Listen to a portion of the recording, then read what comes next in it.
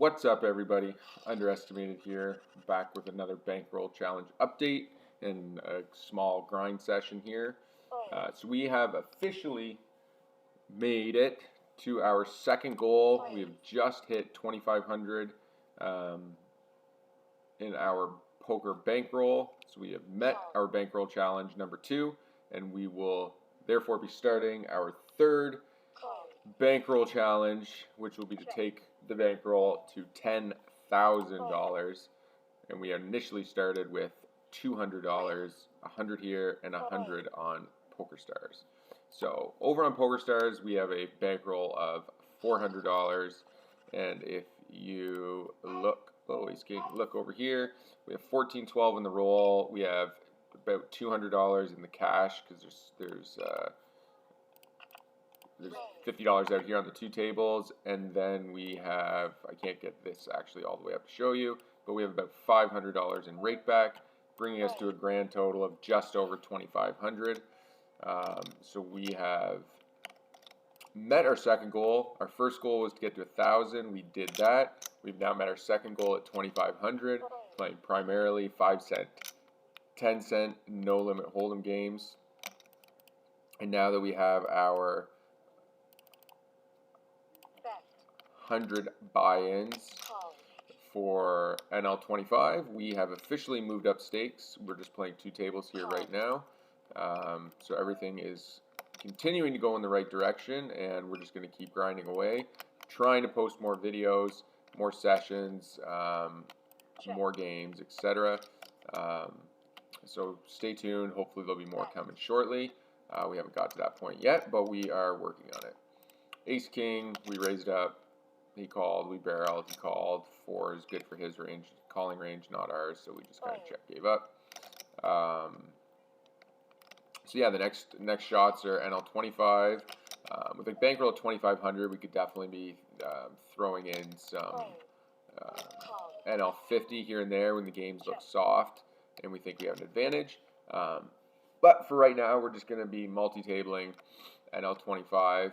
By the time we finish with NL10, we'll still be playing NL10, of course, too. We'll be mixing in both. We were multi-tabling 10 tables at NL10. Our win rate over the last 45,000 hands was just under 6 big blinds per 100. And that is before adding in the rake back and leaderboard points. So if you add all that in, I would suspect we're closer to 8 big blinds per 100 for the NL10 games here on WSOP. So the plan will be to take shots at NL25. We'll probably set a 5 or 6 buy-in stop loss, and if we do lose 5 or 6 buy-ins, we'll drop back down to NL10, grind it back up, and rinse and repeat. So that's the play. We'll be trying to mix in some tournaments here and there, but generally speaking, we're playing NL25, NL10, cash games, grinding it out, working towards those sponsorships, and working towards holding the octopus status over here, which gives you a 50% rake back on WSOP.ca. And again, we're trying to grow this YouTube channel. The more likes, the more comments we get, the more subscribers, the more I will be streaming and creating videos and everything else. So, you know, give a like for reaching our second goal. Make sure you subscribe if you're watching this video. Leave a comment down below. All those things help get us kind of to the next level. So with all that said, we will grind out some tables here, a little bit of play, and then yeah, and also we're still working on getting the Twitch channel going. So hopefully all of that does indeed come together soon. Oops. Alright, so Queen 9 here, we're just going to fold that.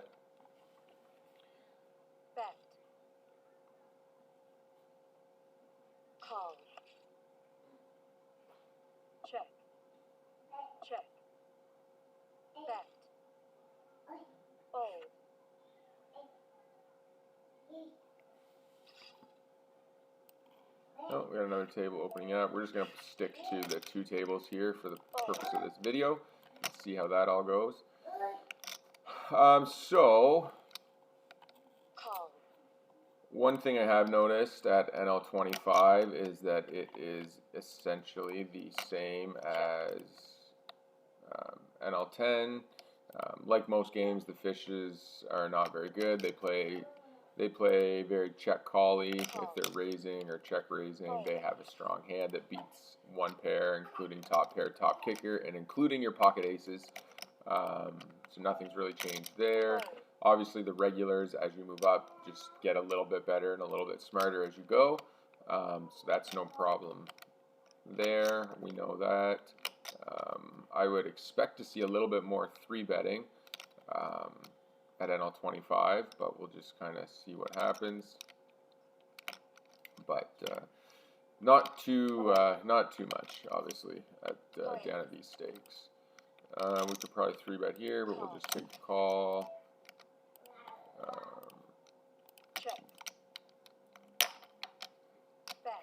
And we're just going to check fold.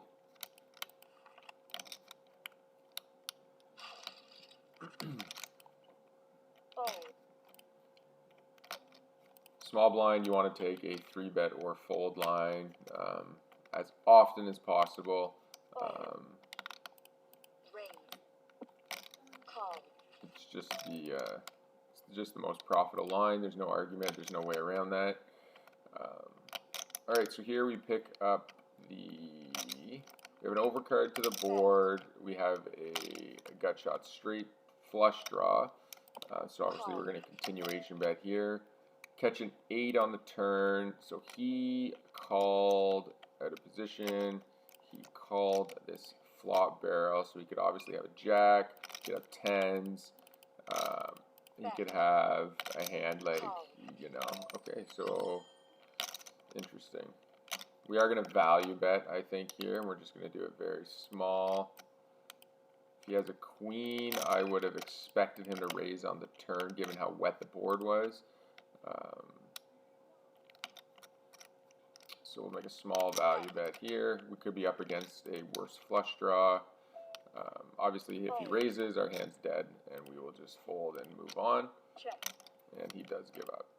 So one thing to note in micro stakes is you are going to get, at least in my experience, you're going to be getting called a lot on your continuation bets because these players will, instead of check raising, hands that have some decent equity, like 2 overcards with runner flush draws or backdoor straight draw, backdoor flush draws, gut shots, etc. They'll generally check call, check fold those hands. I'm not a big fan of playing heads up, but for the point of this video, we'll keep going. So that's something to keep in mind, is that you need to be value betting light. You don't want to be bluffing, okay? You don't want to be bluffing a lot. You want to be value betting light, okay? There is a difference, and it's very key, which means you're double barreling with your middle pairs and your weaker top pairs and your other, sort of the weaker ends of your range.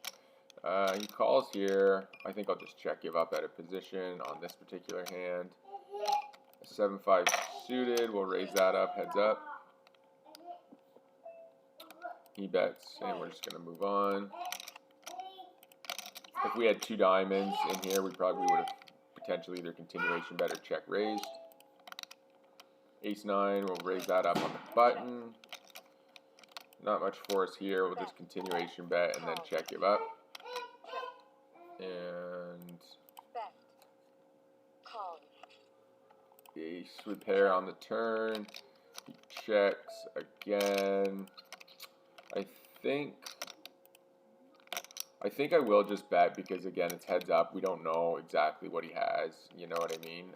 He could have an 8. He could have a 5. He could have pocket 7s. He could have pocket 8s. It is hard to put people on a range here. I do think a large portion of his betting or of his range is going to be just flush draws, but we don't want to miss out on equity against like an 8. And he has ace-6, so it looks like we take it down with our kicker, so that's great. The only ace we beat. Okay, and he leaves the table. Not a bad little win there. Moving on to another seat, so that's great.